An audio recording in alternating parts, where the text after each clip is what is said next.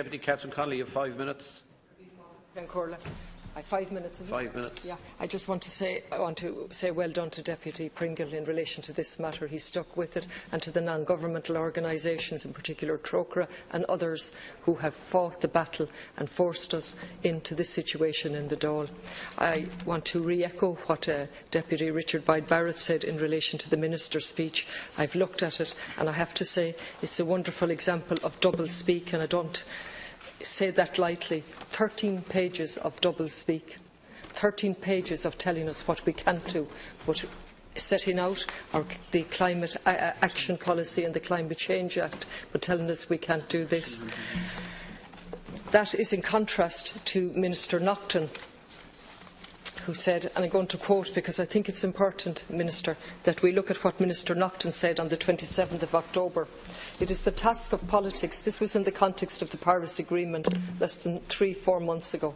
It is the task of politics. It is the task that I intend to apply myself to bridge the chasm between global challenge and national responsibility, and between Ireland's obligation and every single citizen's responsibilities. It may be a tired truism that you can't change the world. On climate change, it is a pressing fact that the world will not change without you. Now, he sensibly kept his contribution to 3 pages, and he talked about bridging that chasm and making words mean something. And we're here in this Dáil today where you have turned language upon its head. We've passed a climate change plan back in December 2015. We're now in January 17 and we're still waiting for the mitigation plan that was absolutely promised before the Christmas. I agree with the Deputy from the Green Party, Deputy Ryan, who has said it's a wonderful day, that it looks like, thanks to the help and support of Fianna Fáil, that this bill will be passed. And I think it is a very positive day, and it goes down with the days when we passed the similarly significant days with Joan Collins's private member's bill in relation to amending the Constitution for water, and indeed yourselves in relation to the anti-fracking bill, when your very courageous Deputy McLaughlin stood up and started that bill for the anti-fracking. Now, if you can do that, surely you can see reason in relation to this very, very tiny step, which is a symbolic step really, in relation to divesting of investment in fossil fuels. The days are numbered of fossil fuels. 80% of the remaining ones have to stay in the ground if we're seriously committed to climate change. None of these figures have we made up. These are figures that we're quoting repeatedly from various experts who have spent a lifetime, some of them, in analysing climate change.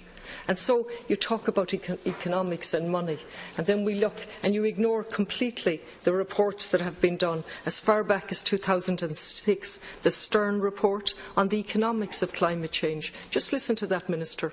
The economics of climate change. It estimated that it would be 20 times cheaper to prevent further climate change as opposed to dealing with it after the event. And that's if we get a chance to deal with it after the event.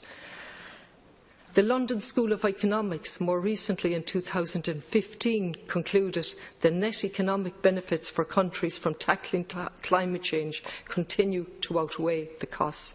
And it goes on, the European Systemic Risk Board. And then if we go to the NTMA itself, I sit on the Public Accounts Committee.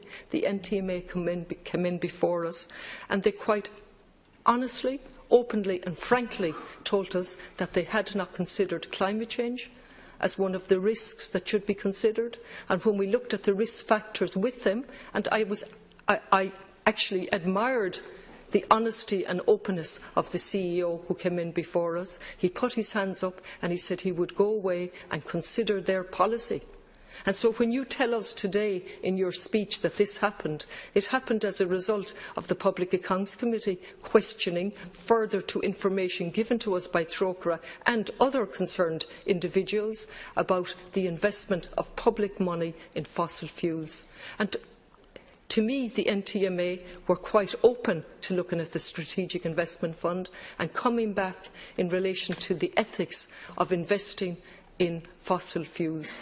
So, Minister, I have to say I'm utterly disappointed and indeed somewhat a little depressed, like Deputy Boyd Barrett, in relation to the contents of your speech. Today is a time to show leadership. today is a time to show leadership in relation to such a serious matter, even on a symbolic level. And there's a long lead-in period. Thank you very much.